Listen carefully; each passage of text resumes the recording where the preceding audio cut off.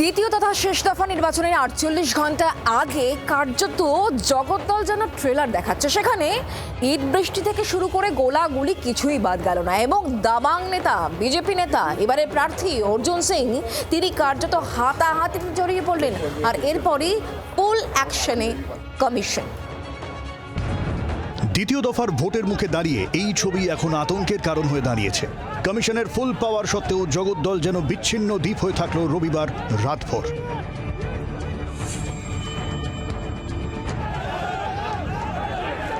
বেপরোয়া মনোভাব কতটা হলে থানার সামনে এভাবে সংঘর্ষ হতে পারে? মারপিট, ইট বৃষ্টি, ছুটছেন খোদ প্রাক্তন সাংসদ এবং নোয়াপাড়া তৃণমূল প্রার্থী।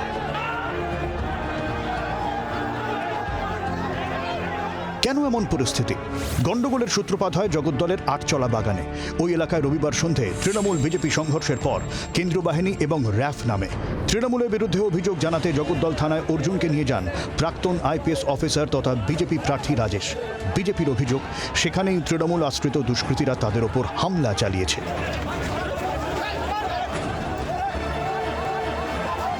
আমার বিরুদ্ধে চিফ মিনিস্টার, বিদায়ী চিফ মিনিস্টার আমার বিরুদ্ধে মানুষকে উস্কেছে, আমার বিরুদ্ধে বদলা নেবে কিনা। আমি তার বিরুদ্ধে কমপ্লেন করতে আসলাম। এটা থানা নিজে সব পালিয়ে গিয়েছে, আইসি ডিসিপি সিপি সব এখান থেকে পালিয়েছে। আর এই গুন্ডাদেরকে এখানে ইনভাইট করে পাঠিয়ে দিয়েছে যারা আমাদের লোকজনের উপরে অ্যাটাক করেছে।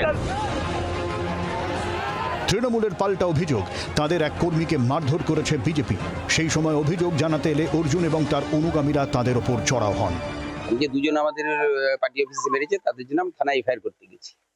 আমাদের স্বাভাবিকভাবেই আমাদের কর্মী সমর্থক থানায় এফআইআর করতে গেছি। তখন আইসি জগদ্দল ওখানে ছিল না। স্বাভাবিকভাবে আমরা বাইরে ওয়েট করছিলাম। সাডেনলি দেখলাম এক্সএমপি সিআইএসএফ নিয়ে নেমে আমাদের উপর চড়াও হলো। পুলিশ, নীরব দর্শক, সিআরপিএফ ভর্তি। খবর পেয়ে ঘটনাস্থলে ছুটে যায় কেন্দ্রীয় বাহিনী। তবে থানা চত্বর নিয়ন্ত্রণে আসতেই গুলি চলার খবর আসে। ভাটপাড়ার বিজেপি প্রার্থী পবন সিং এর বাড়ি লক্ষ্য করে হামলা হয়। গুলিবিদ্ধ হন পবন সিং এর এক নিরাপত্তারক্ষী সিআইএসএফ জওয়ান। কিছুদের পরে দেখছে আমার বাড়ির নিচনে বম চলেছে, গুলি ফায়ারিং হয়েছে। তুমি কি বাড়িতেই ছিল? আমি জাস্ট এসেছে, হতে পারে 5 সেকেন্ড হয়েছে। জাস্ট আমি এসে আমি যে বাড়ির মধ্যে ঢুকছিল ওই সময় বম চলেছে। গুলিটা কার লেগেছে? আমার সিআইএসএফকে। পবনকে খুনের পরিকল্পনা ছিল, অভিযোগ করছেন অর্জুন সিং। দেবজ্যোতি ঘোষ ছিল অন স্পটে। ও এখানকার মাস্টারমাইন্ড, ওর ইনস্ট্রাকশন পার্থভৌমিক থেকে এই সোমনাথ শ্যাম এ মিলেজুলে এরা সব একটা প্ল্যানিং করে। পরিস্থিতি বেগতিক বুঝে এরপর রাতভর শুরু হয় ধরপাকড়।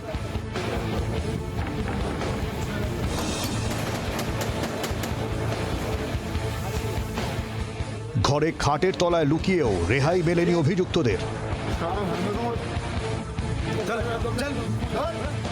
গ্রেফতার করা হয়েছে স্থানীয় তৃণমূল কাউন্সিলর গোপাল রাউতকেও। ধৃতরা বেশিরভাগই তৃণমূল কর্মী সমর্থক বলে পুলিশ সূত্রে খবর। রবিবার রাতের ভয়ঙ্কর অপ্রীতিকর ঘটনার পর সোমবার সকাল থেকে থমথমে জগদ্দলে। জম্মু কাশ্মীর থেকে সিআরপিএফ এর আনা মার্কসম্যান গাড়ি, তার ঠিক সামনে সেক্টর অফিসারের গাড়ি, তার সামনে দুটি বাসে ভর্তি আধা সেনা। থানা চত্বরের ভেতরেও আধা সেনা কার্যত ঘিরে রেখেছে গোটা এলাকা। থানার মধ্যে ভোটের দুদিন আগে হওয়া এই মারপিট দুপক্ষের, নিঃসন্দেহে নির্বাচন কমিশন এই গোটা বিষয়টাকে অত্যন্ত সিরিয়াসলি দেখছে। জগদ্দলকে কেন্দ্রীয় বাহিনীতে মুড়ে ফেলা হয়েছে। নাকা চেকিং চলছে, চাপা উত্তেজনা এলাকায় রয়েছে। ভোটের আগে এমন পরিবেশে সাধারণ ভোটাররা ভোট দিতে বেরোবেন তো? ভোটারদের ভয়মুক্ত করাই কমিশনের সামনে এখন বড় চ্যালেঞ্জ। ব্যুরো রিপোর্ট, জি24 ঘন্টা। বাংলার আওয়াজ, বাঙালির আবেগ, জি24 ঘন্টা।